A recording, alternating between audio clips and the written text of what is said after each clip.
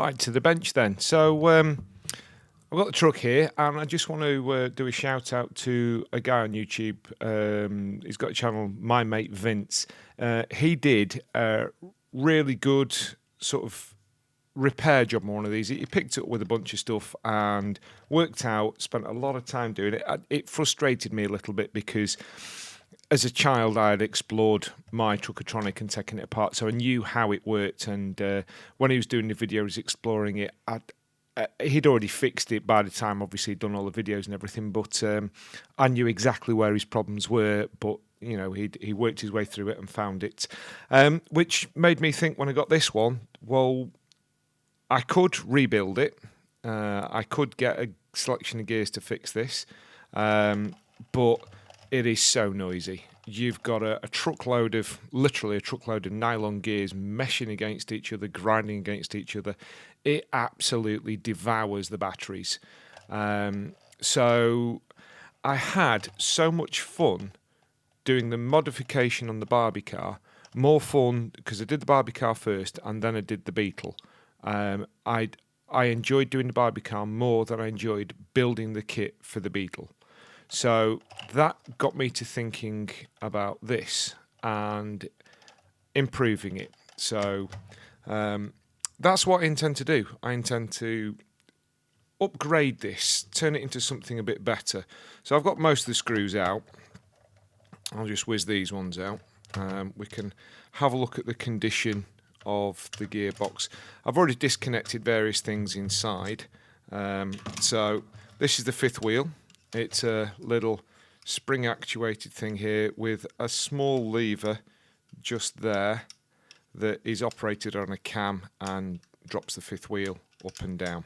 Okay, so inside the bed we've got a tail light section that comes off there. Floating axle does nothing, it just floats around, just looks real. It frustrates me. It's made me think about what I'm doing here because the rear wheels here are the driven wheels. It's got a very simple contact here, and when that fifth wheel goes up and down, that would turn this light on and off on the top. So I've already disconnected this whole sort of unit here. So I'll just move the truck to one side for a minute. The wheels come off fairly straightforward, but the problem that you have is these nylon gears inside here. They're an interference fit when they're fitted on the shafts, and given that this is 1979, it's 2001 now, 2021, you know, it's time takes its toll on the plastics, and the gears have all split, so this actually rotates round and it shouldn't do. So I thought about upgrading it, replace this with something different. So I did, knowing nothing about really the modern cars. Battery technology's changed massively, and I've only got the experience of building up the Barbie car and building the Tamiya kit. I got to thinking I can do something. I'm not daft. I can work out a few things.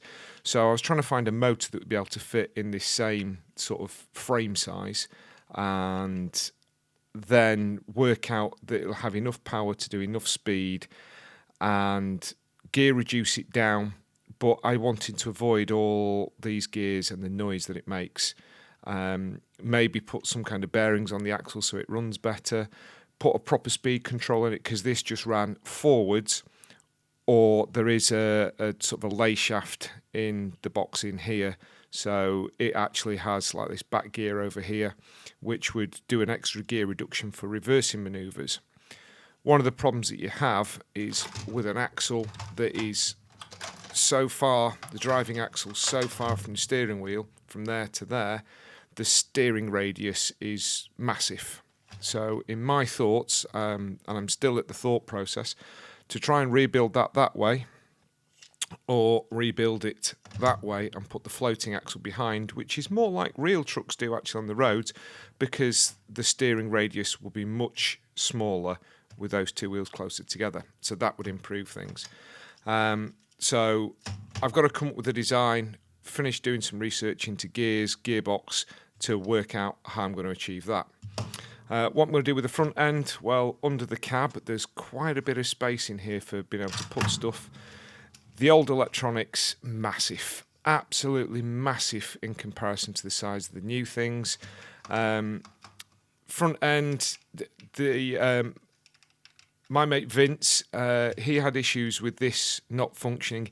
To be honest, I've not even bothered putting batteries in it because I know it's to replace all this control here. This needs changing out for a servo. So I've got to explore, see if I can find out a way of getting that to be replaced with a servo.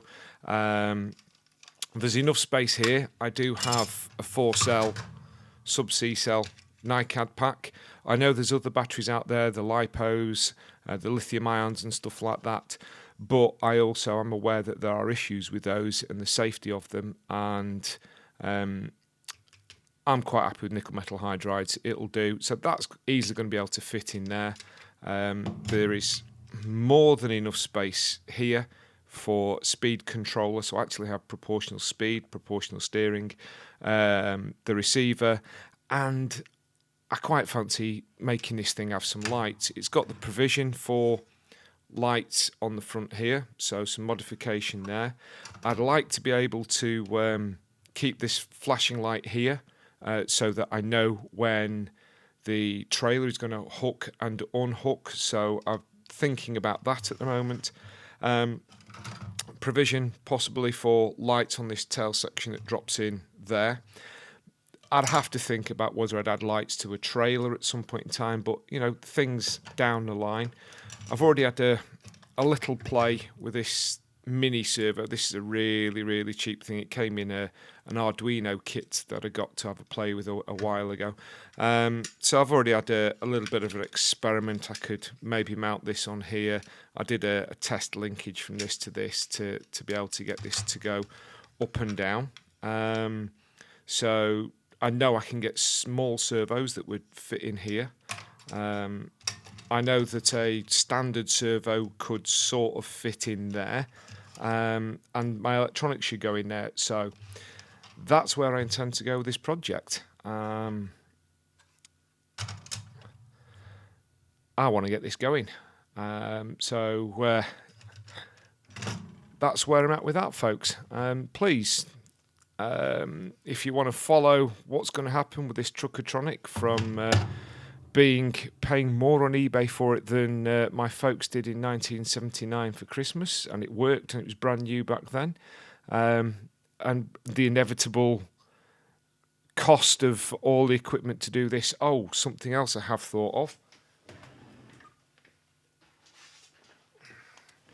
If I'm replacing all the radio gear, I don't want to replace this nice controller. I want to still use this controller. Can I get some radio gear and fit that in here as well? So this is where I want to go.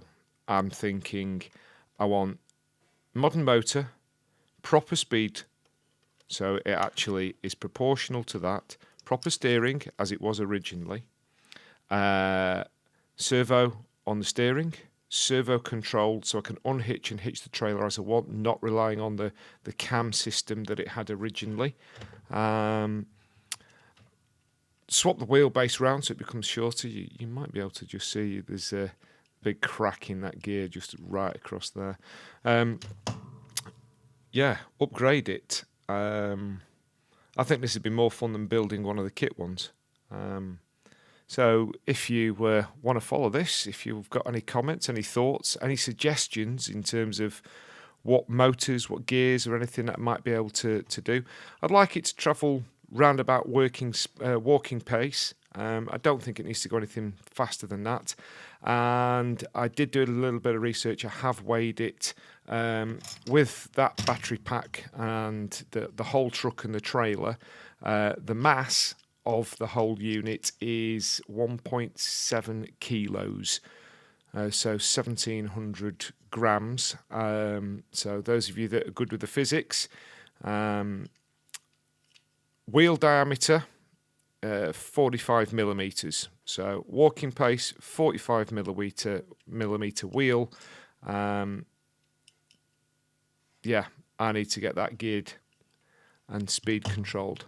So, yeah, as I say, thanks for watching, folks, and I hope you pop back and see some more of this little adventure. Thanks very much.